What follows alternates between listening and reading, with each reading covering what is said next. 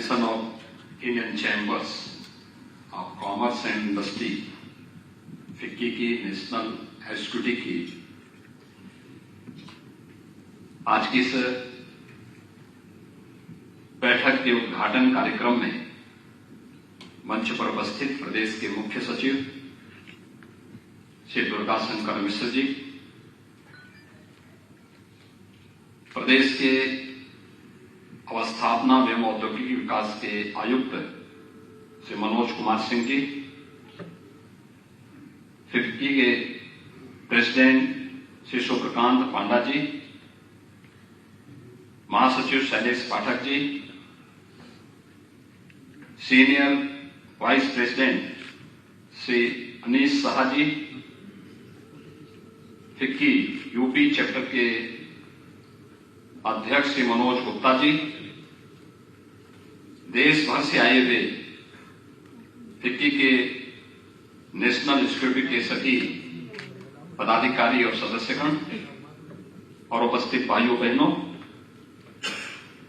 38 वर्षों के बाद फिक्की अपने नेशनल एग्जीक्यूटिव को लेकर के उत्तर प्रदेश की राजधानी लखनऊ में आया है। मैं इस अवसर पर उत्तर प्रदेश सरकार और उत्तर प्रदेश की 25 करोड़ जनता की ओर से आप सबका हृदय से अभिनंदन करता हूं, स्वागत करता हूं। मेरे लिए यह क्षण अत्यंत महत्वपूर्ण क्षण है, क्योंकि मुख्यमंत्री बनने के बाद मुझे उद्योग जगत से जुड़े हुए किसी एक कार्यक्रम में सबसे पहले जाने का अवसर मिला था, तो वह फिक्की के ही कार्यक्रम में मुझे लखनऊ में भाग लेने का अवसर प्राप्त हुआ था। और उस समय 2017 में हमारी सरकार नई बनी थी। स्वाभाविक रूप से फिक्की की भी इतनी बड़ी संख्या में उपस्थिति तो नहीं थी, लेकिन जो भी लोग थे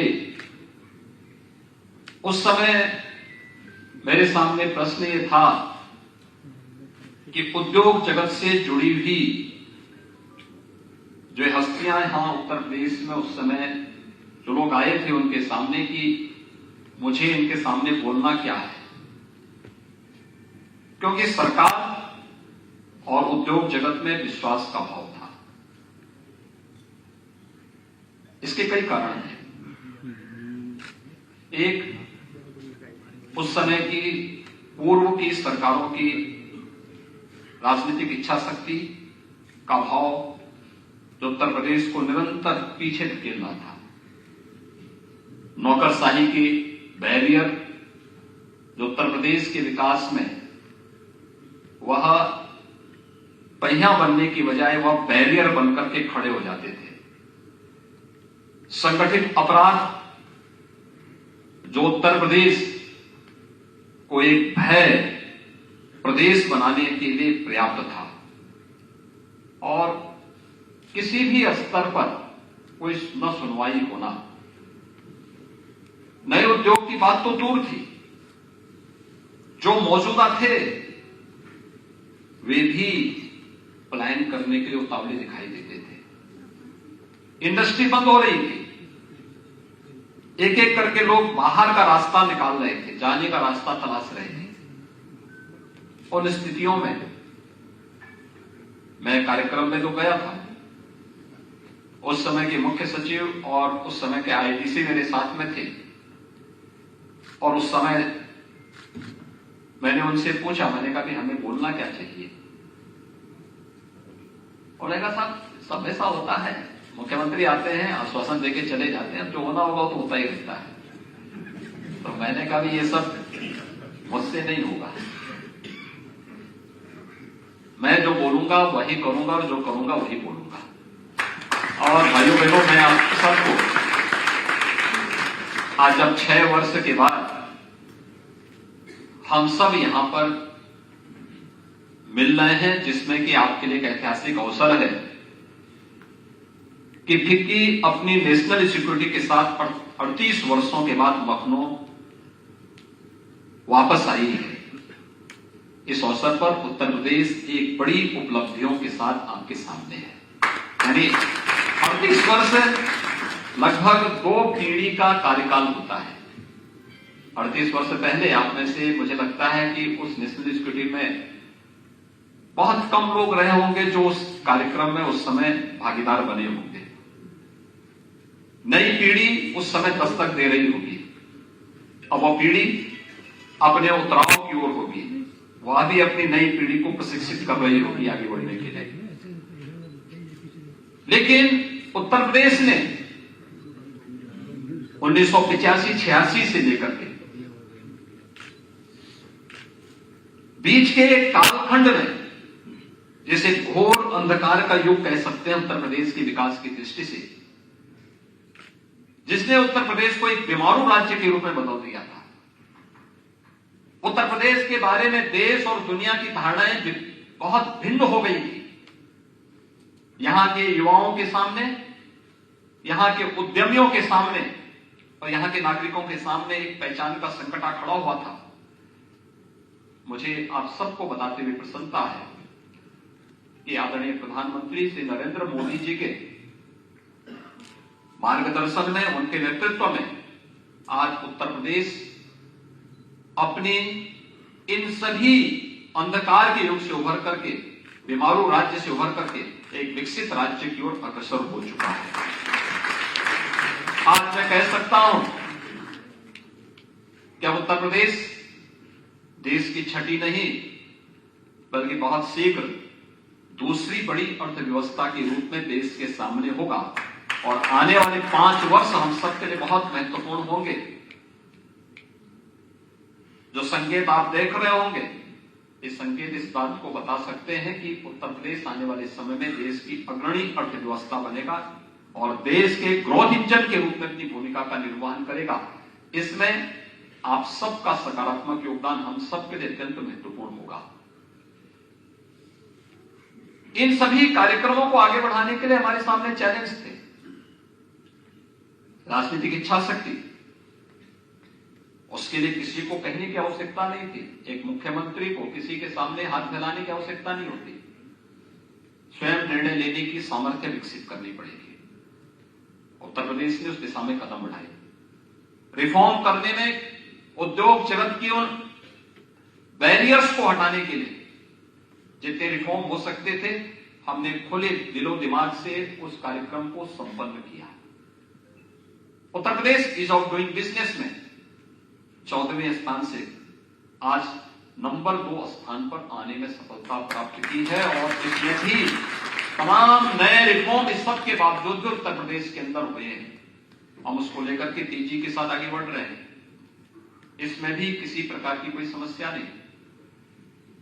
उत्तर प्रदेश में यानी किसी भी देश के अंदर किसी भी स्तर पर निवेश के लिए जो प्राथमिक आवश्यकताएं, सबसे पहली आवश्यकता होती है सुरक्षा की। उत्तर प्रदेश के अंदर ऑर्गेनाइज क्राइम आज एकदम 0 पर है। यहां कोई अपराध अब नहीं हो सकता, कोई यहां किसी का फिरौती के लिए अपहरण नहीं कर सकता। कोई गुंडा जाकर के किसी इंडस्ट्री में जाकर के वह या उसका गुर्गा जाकर के किसी उद्यमी को या वहां उनके किसी कार्मिक को धमकी नहीं दे सकता। जबरन कोई उद्योग को बंद नहीं कर सकता। किसी भी प्रकार की उद्योग जगत की उन अड़चनों को, चाहे वह माफियाओं से जुड़े हुए मामले रहे हों, पेशेवर गुंडों और राजनीतिक संरक्षण में पलने वाले गुंडों का मामला हो, इन सब से मुक्त होकर के उत्तर प्रदेश आगे बढ़ चुका है। इज ऑफ डूइंग बिजनेस की जो नई रैंकिंग है उसमें उत्तर प्रदेश के स्थान को आप अनुभव कर सकते हैं। और अपने आप में उत्तर प्रदेश ने इस दौरान एंटी भू माफिया टास्क फोर्स गठित करके 64,000 हेक्टेयर लैंड को भू माफियाओं के कब्जों से मुक्त करवा करके अपने इंडस्ट्री के लिए एक लैंड बैंक बनाने का भी कार्य प्रारंभ किया है। तेजी के साथ आगे बढ़ता हुआ उत्तर प्रदेश आज आप सबके सामने है। हर एक क्षेत्र में आज आप देख रहे होंगे उत्तर प्रदेश ने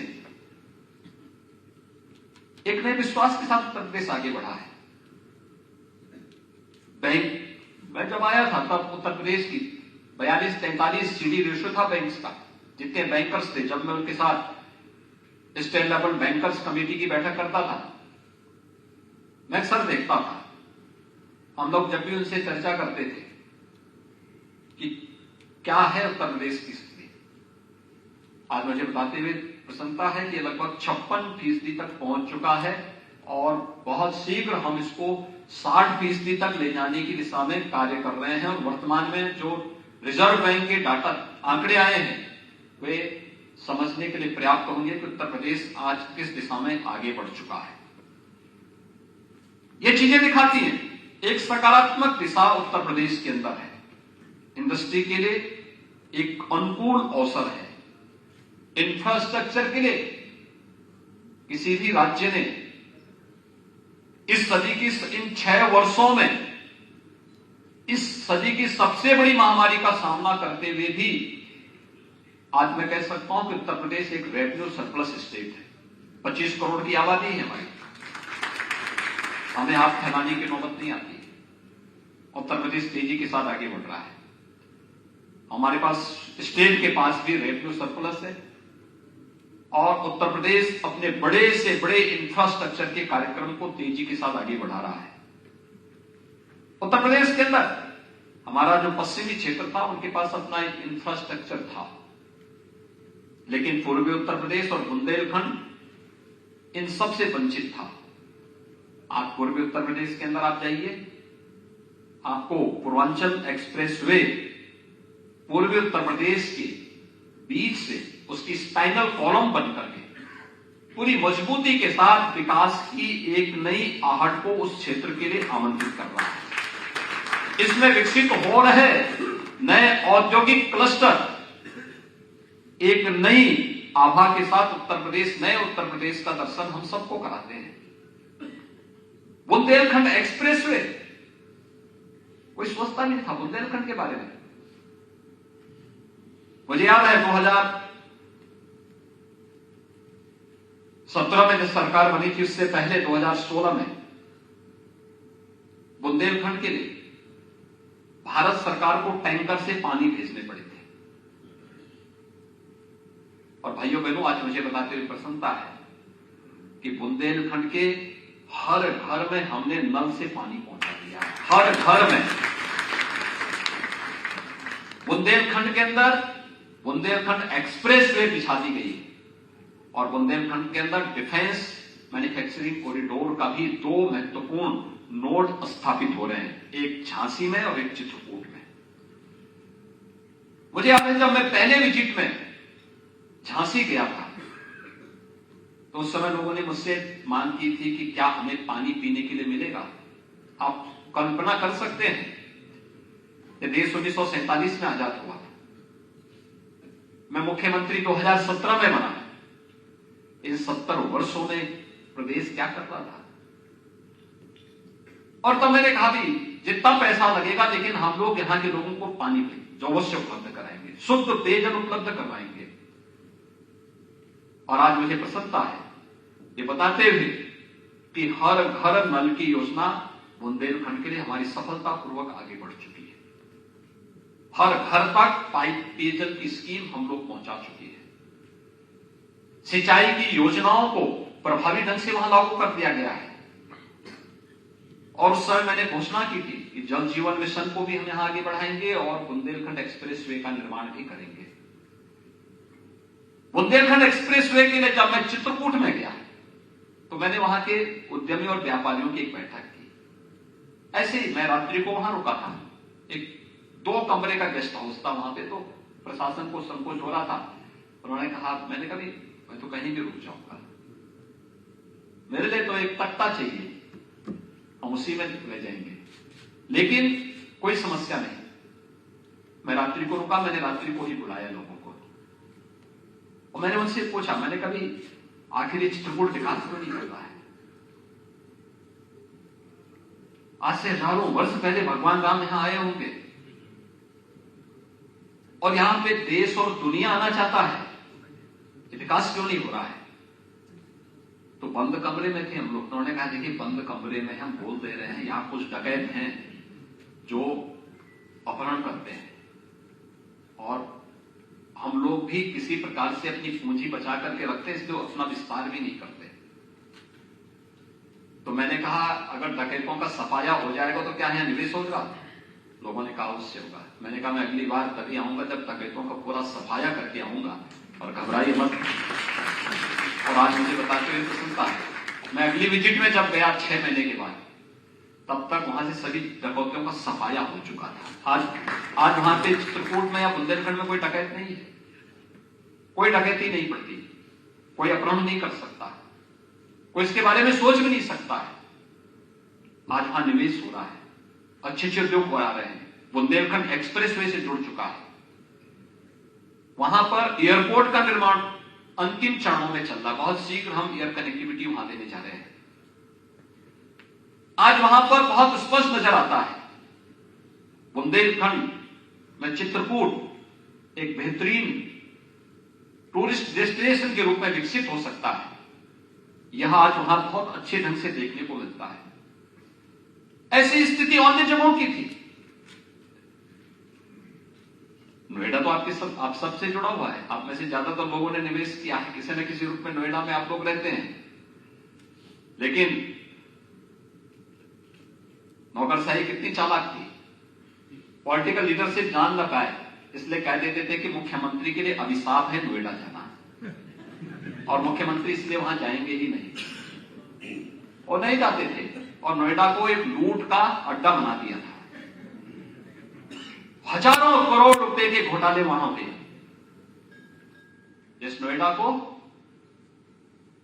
उत्तर प्रदेश का चेहरा बनना चाहिए था, देश के डेवलपमेंट का ग्रोथ इंजन के रूप में अग्रणी भूमिका निभानी चाहिए थी, और नोएडा दम तोड़ रहा था।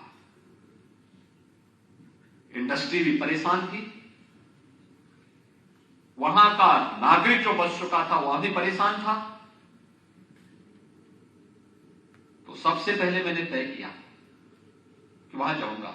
लोगों ने कहा अरे साहब आपको मालूम है कि मुख्यमंत्री जब वहां जाता है तो हट जाता है। तो मैंने कहा ये कुर्सी में क्या जीवन भर के लिए आए हैं क्या? जो कल जानी हो आज चली जाए अच्छी बात है, लेकिन मैं जाऊंगा जरूर, वहां बातचीत करूंगा, इंडस्ट्री से भी बातचीत करूंगा, बिल्डर बायर से भी बातचीत करूंगा, कॉमन मैन से भी मिलूंगा, और वहां की समस्या का समाधान भी करूंगा। आज भाइयों बहनों, नोएडा, ग्रेटर नोएडा में आप जाइए, आपको दिल्ली और वहां का अंतर बहुत स्पष्ट दिखाई देगा, इंफ्रास्ट्रक्चर में अंतर दिखाई देगा। देखिए टीम तो वही है, नौकरशाही जो पहले थी वही नौकरशाही वहां काम कर रही है आज भी, लेकिन लीडरशिप चेंज होने का कितना अंतर आता है नोएडा, ग्रेटर नोएडा में भी, और एनसीआर में भी आपको दिखाई देता होगा।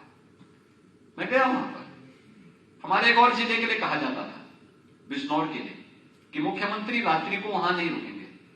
मैं असमंजस में था कि भाई क्या यूपी के सभी जिले क्या ऐसे हैं कि मुख्यमंत्री के लिए अभिशाप बने हुए हैं? तो मैंने कहा मैं वहां जरूर जाऊंगा बिजनौर में, और रात्रि भी रुकूंगा। प्रशासन ने कहा साहब यहाँ गेस्ट हाउस बहुत खराब स्थिति में है। मैंने कहा खराब स्थिति में है तो क्या कोई तो रुकता होगा वहां? अगर मंत्री रुक सकता है, विधायक रुक सकता है, सांसद रुक सकता है, तो मैं उससे अतिरिक्त तो थोड़े हूं, मैं वहीं रुकूंगा, और रात्रि को रुका मैं वहां पे। ऐसे आगरा के लिए कहा जाता था कि आगरा में सीएम जाएंगे तो पहले के सीएम जाते थे वो अपने 5 स्टार होटल में रहते थे, कहते सर्किट हाउस में मुख्यमंत्री रुकता तो वहां भूत आता है। तो मैंने कहा आप देखें ये बोला जाता था। तो मैंने कहा मेरे लिए तो क्या भूत हो चाहे देव हो, सब एक हैं, और मैंने कहा मैं भी रात्रि में अगर आता है जरूर संवाद करना चाहूंगा उनसे। और मैं गया वहां, रात्रि को रुका। मैं सर्किट हाउस में क्यों इसलिए गया था कि रात्रि को मैं सर्किट हाउस में ही रुकूंगा। मैं 10 बजे तक 11 बजे तक देखता रहा खुद आएगा तब आएगा, लेकिन आया नहीं। उसके बाद मुझे नींद आई, सुबह 4 बजे मेरी नींद खुली, बहुत अच्छा सुहावना मौसम था। मैं सर्किट हाउस खोला, बाहर निकला, अंधेरा था, बाहर की स्ट्रीट लाइट चल रही थी, सुरक्षा वाले अलर्ट बोर्ड पर थे, लेकिन मैं निकला, एक दो राउंड लगा करके फिर मैं अंदर आया। यानी कैसी कैसी बातें लोग कहते थे उत्तर प्रदेश के बारे में, और किस प्रकार से व्यवस्था को बाधित करके इन लोगों ने उत्तर प्रदेश के विकास में बाधाएं पैदा की थी। आज तो उत्तर प्रदेश विकास की दौड़ में तेजी के साथ दौड़ रहा है, और हर एक क्षेत्र में, यानी उद्योग यहां लग रहे हैं। ग्लोबल इन्वेस्टर समिट आपके सामने एक उदाहरण है।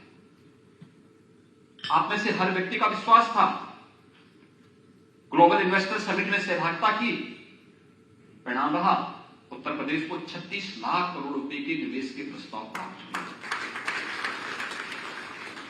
यह उद्योग जगत का उत्तर प्रदेश के प्रति विश्वास का एक प्रतीक है। डबल इंजन की सरकार के प्रति आम जनमानस का, कि सरकार की स्थिरता, सरकार का स्थायित्व उद्योग को प्रोत्साहित करेगा। और इंडस्ट्री हमारे लिए इसलिए आवश्यक है क्योंकि उत्तर प्रदेश देश की आबादी का सबसे बड़ा राज्य ही नहीं है, सबसे बड़ा उपभोक्ता बाजार ही नहीं है, बल्कि भारत का सबसे युवा प्रदेश भी है। हमारी 56% आबादी ऐसी है जो कामकाजी है। इस कामकाजी युवा के लिए कार्य की आवश्यकता है, रोजगार की आवश्यकता है, नौकरी की आवश्यकता है। और ये केवल सरकारी नौकरी से नहीं होगा, अच्छी इंडस्ट्री यहां लगेगी, इंडस्ट्री के अनुकूल माहौल हम देंगे तो स्वाभाविक रूप से यहां के युवाओं का प्लेसमेंट वहां होगा, उनको नौकरी मिलेगी, रोजगार के अवसर होंगे, और उनको भी यहां पर रोजगार के सृजन में मदद करने में वो लोग भी न केवल आगे बढ़ेंगे बल्कि उसके माध्यम से वे भी रोजगार के सृजन में मददगार बन सकते हैं। तो स्वाभाविक रूप से सुरक्षा का बेहतर माहौल होना, इज ऑफ डूइंग बिजनेस के साथ साथ उत्तर प्रदेश में इंफ्रास्ट्रक्चर भी आपको आज world class infrastructure Uttar Pradesh के अंदर आज के दिन पे आपको मिलेगा। और इंफ्रास्ट्रक्चर के साथ साथ इंडस्ट्री के लिए जो सबसे बड़ी आवश्यकता है वह है एमएसएमई का सबसे अच्छा बेस, सबसे अच्छा क्लस्टर। एक बड़ा उद्योग आता है, उसके साथ एमएसएमई के अन्य उद्यम स्थापित होने में समय लगते हैं, और फिर एक मार्केट चेन बनने में थोड़ा समय लगता है। लेकिन उत्तर प्रदेश में सब पहले से मौजूद है। प्रधानमंत्री जी ने उत्तर प्रदेश को डिफेंस कॉरिडोर के एक नए हब के रूप में विकसित करने के पीछे भी जो मंशा है, याद करिए, देश के 2 वे राज्य लिए गए जहां पर एमएसएमई का सबसे अच्छा बेस है, एक उत्तर प्रदेश और दूसरा तमिलनाडु। उत्तर प्रदेश ने अपनी एमएसएमई को, जो एक प्रकार से 2017 के पहले मृतप्राय सा हो गया था, उसको प्रोत्साहित करने के लिए भी अनेक कार्यक्रम बनाए। आपने देखा होगा, हमने उसकी मैपिंग की, हमने उसको नई डिजाइन के साथ, मार्केटिंग के साथ, पैकेजिंग के साथ जोड़ने की कार्रवाई की, और फिर 1 डिस्ट्रिक्ट 1 प्रोडक्ट के रूप में उसकी एक ब्रांड की। आज आप देख रहे होंगे उत्तर प्रदेश के द्वारा प्रारंभ की गई 1 डिस्ट्रिक्ट 1 प्रोडक्ट की योजना आज भारत सरकार की योजना बन गई है। पूरे देश के अंदर लोकप्रिय योजनाओं में से एक है। इस योजना ने उत्तर प्रदेश को मैन्युफैक्चरिंग के एक हब के रूप में स्थापित करते हुए एक्सपोर्ट हब के रूप में भी बदलने में मदद की। लगभग 2 लाख करोड़ रुपए का एक्सपोर्ट वर्तमान में उत्तर प्रदेश कर रहा है। ऐसे ही अन्य परंपरागत हस्तशिल्पी और कारीगरों को प्रोत्साहित करने के लिए सन 2019 में हम लोगों ने विश्वकर्मा श्रम सम्मान की योजना प्रारंभ की थी। विश्वकर्मा श्रम सम्मान परंपरागत जो हमारे हस्तशिल्पी थे, कारीगर थे, जो कार्य करते थे स्थानीय स्तर पर, ये सभी उसको प्रोत्साहन देने के लिए राज्य सरकार ने जो कार्यक्रम आगे बढ़ाए थे, आज उसका परिणाम क्या है? लगभग 1 लाख हस्तशिल्पी और कारीगरों की ट्रेनिंग, उन्हें बैंक से जोड़ना और उन्हें टूल किट उपलब्ध कराने की कार्रवाई हम लोगों ने अब तक संपन्न की है। और मुझे प्रसन्नता है कि यूनियन बजट ने भी इस वर्ष विश्वकर्मा योजना प्रारंभ की है और विश्वकर्मा योजना के अंतर्गत उन्हीं श्रेणियों को आगे प्रोत्साहित करने के लिए जो राष्ट्रपिता महात्मा गांधी के ग्राम स्वराज की परिकल्पना को साकार करता है। हम लोग आज भी इस बात को महसूस करते हैं और मैं आप सबसे कहना चाहूंगा, मैं गांवों में जाता हूं या शहर में जाता हूं, मुझे वहां पर बड़ी संख्या में युवा दिखाई देते हैं। क्या हम मैन्युफैक्चरिंग हब के रूप में अपने गांवों को अलग अलग कार्यों की दृष्टि से क्या उन्हें प्रशिक्षित नहीं कर सकते? कर सकते हैं। ये कार्य हमारे गांव भी कर सकते हैं। एमएसएमई की दृष्टि से इनकी बड़ी भूमिका हो सकती है, बड़ा रोल हो सकता है। उनकी ट्रेनिंग, उसको मार्केट से के साथ जोड़ देना, मार्केट लिंक उसका हो जाएगा तो उसको ही पता होगा कि उसको क्या करना है, कैसे करना है। इन चीजों को आगे बढ़ाने में हम बड़ी मदद कर सकते हैं और वह एक अवसर है हमारे सामने। आज आप जाइए, देखिए, आप यूरोप में जाइए, रेडीमेड गारमेंट्स में आपको बांग्लादेश नजर आता है, वियतनाम नजर आता है, फिर चीन नजर आता है। हमारी 140 करोड़ की आबादी में भारत कहां है? उत्तर प्रदेश 25 करोड़ की आबादी में आधी आबादी और हमारे युवाओं का, मैंने कहा पहले का 56% आबादी हमारी युवा है। उस 56% युवा के लिए क्या हम रेडीमेड गारमेंट्स का या फ्लैटेड फैक्ट्री का जो मॉडल आज दिया गया है, इसको आगे बढ़ाने में या गांव को ही मैन्युफैक्चरिंग के एक नए हब के रूप में विकसित करने में क्या हम लोग कुछ अपने स्तर पर भी मदद कर सकते हैं? कुछ नया मॉडल हम दे सकते हैं? हो सकता है, इसमें बहुत कुछ हो सकता है। प्रयास किए जाने की आवश्यकता है। विश्वकर्मा योजना या विश्वकर्मा श्रम सम्मान जैसी योजनाएं उसमें मददगार होंगी, राज्य सरकार भी इसमें देगी।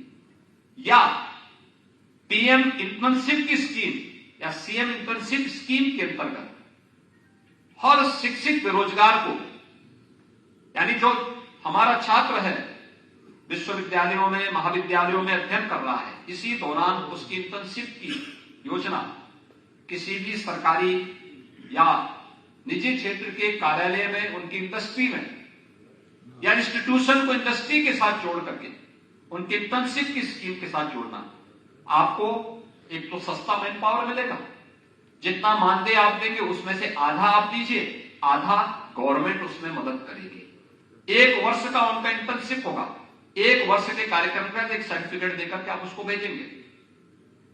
आपका उसको के प्रति एक सकारात्मक रुख रहेगा और व्यक्ति जब भी अपने जीवन में आगे कहीं भी कोई प्रोग्रेस करेगा तो याद रखना, आपकी और आपकी इंडस्ट्री के प्रति उसका सकारात्मक रुख होगा, बहुत सकारात्मक रुख होगा। उस सकारात्मक रुख के लिए आपकी इंडस्ट्री को और आपको वो जानेगा कि देखिए मैंने अपना इंटर्नशिप फलानी इंडस्ट्री से किया था और फिर वह आपके लिए जीवन भर मददगार बनेगा। स्कीम शासन की, आपको केवल उसके साथ जुड़ना है। इस कार्यक्रम को आगे बढ़ाने में आपको भी बहुत मदद मिल सकती है। इस कार्यक्रम को हम तेजी के साथ आगे बढ़ा रहे हैं। इस वर्ष हमने सीएम इंटर्नशिप स्कीम में 7 लाख युवाओं को जोड़ने का एक लक्ष्य रखा, 7.5 लाख युवाओं को जोड़ने का एक लक्ष्य रखा है। प्रदेश के युवाओं के लिए उत्तर प्रदेश ने वर्तमान में अन्य तमाम कार्यक्रम किए। हम 2 करोड़ युवाओं को तकनीकी दृष्टि से सक्षम बनाने के लिए टैबलेट और स्मार्टफोन दे रहे हैं। अब तक 20 लाख युवाओं तक हम पहुंचा चुके हैं। इस वर्ष 25 लाख युवाओं को हम लोग इस वित्तीय वर्ष में उपलब्ध कराने जा रहे हैं। इंडस्ट्री को इन शिक्षित नौजवानों की सेवाएं लेनी चाहिए, क्या आपके लिए बहुत उपयोगी हो सकते हैं। इंडस्ट्री के कार्यक्रम को आगे बढ़ा सकते हैं। और मैंने देखा है अक्सर कि हम लोग ने, जैसे इस समय हमारी 2 स्कीम चल रही है सीएम फेलोशिप की। एक इंडस्ट्री के लिए हम लोगों ने 100 यूथ को अलग अलग इंडस्ट्री के साथ जोड़ा है, जो आपकी किसी भी समस्या का समाधान स्वयं करने में सक्षम है। वे आपके साथ मिलकर के राज्य सरकार की ईज ऑफ डूइंग बिजनेस के कार्यक्रम को या प्रदेश सरकार के निवेश मित्र पोर्टल के कार्यक्रम को सफलतापूर्वक क्रियान्वयन करने में मददगार करेंगे। और दूसरा है प्रदेश के अंदर 100 यूथ को हम लोगों ने 100 एस्पिरेशनल विकास खंड के लिए तैनात किया है, जो वे उस विकास खंड के अंदर जाकर के वहां के डेवलपमेंट में अपना योगदान दे रहे हैं।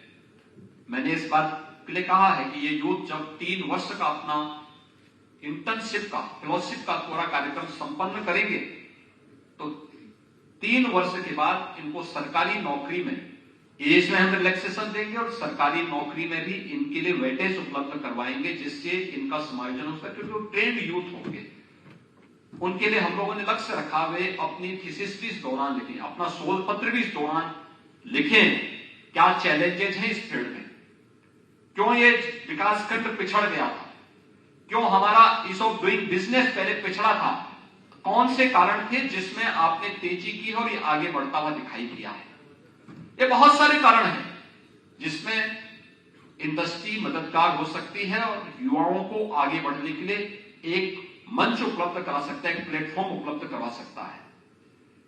उत्तर प्रदेश ने पिछले 6 वर्ष के अंदर आपने देखा होगा इंफ्रास्ट्रक्चर में जो जोरदार प्रगति की है। गंगा एक्सप्रेसवे दिल्ली के कोने से यानी मेरठ और गाजियाबाद के बीच से प्रयागराज तक जोड़ रही है। अगर आज के दिन पे कोई मेरठ से मौजूदा व्यवस्था में आना चाहेगा प्रयागराज के लिए तो उसको कम से कम 16-17 घंटे लगेंगे, लेकिन गंगा एक्सप्रेसवे बनने के बाद ये दूरी मात्र 6 घंटे में पूरी की जा सकती है मेरठ से प्रयागराज में। इसके साथ ही हम इसके साथ औद्योगिक क्लस्टर भी अलग अलग स्थानों पर विकसित करने जा रहे हैं। उत्तर प्रदेश ने अपने इस वर्ष के बजट में 2 औद्योगिक परिक्षेत्र विकसित करने की व्यवस्था की है, एक बुंदेलखंड में, एक पूर्वी उत्तर प्रदेश में।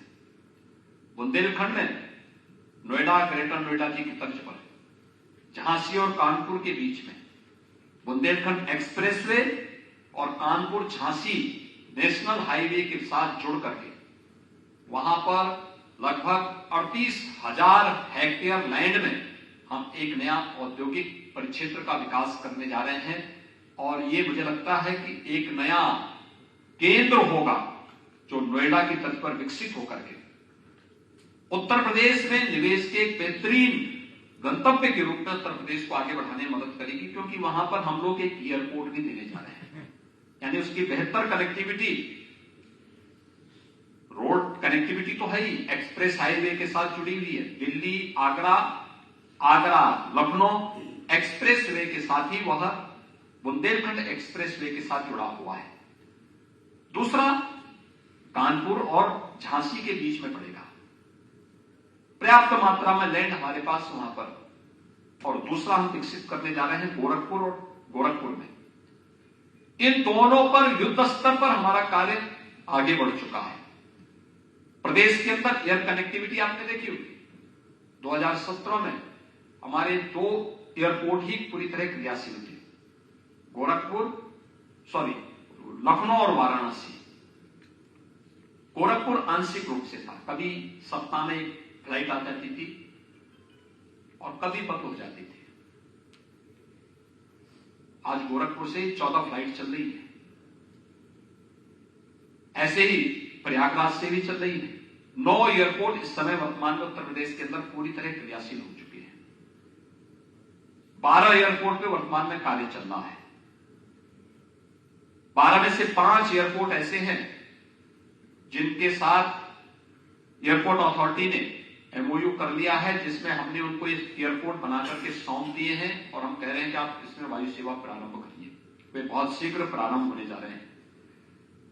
शेष अन्य एयरपोर्ट को हम बहुत शीघ्र बना करके वहां पे भी एयर कनेक्टिविटी के साथ उसको जोड़ने की कार्रवाई कर रहे हैं। 3 इंटरनेशनल एयरपोर्ट वर्तमान में हमारे क्रियाशील हैं और इस वर्ष के अंत तक, इस वित्तीय वर्ष के अंत तक, यानी अयोध्या एयरपोर्ट तो इस अगले 3 महीने के अंदर हम उसको क्रियाशील कर देंगे। जेवर एयरपोर्ट इस वित्तीय वर्ष के अंत तक उसे भी हम क्रियाशील कर देंगे। यानी 5 इंटरनेशनल एयरपोर्ट के साथ उत्तर प्रदेश देश के अग्रणी राज्यों में होगा। ये एक नई उत्तर प्रदेश की प्रगति।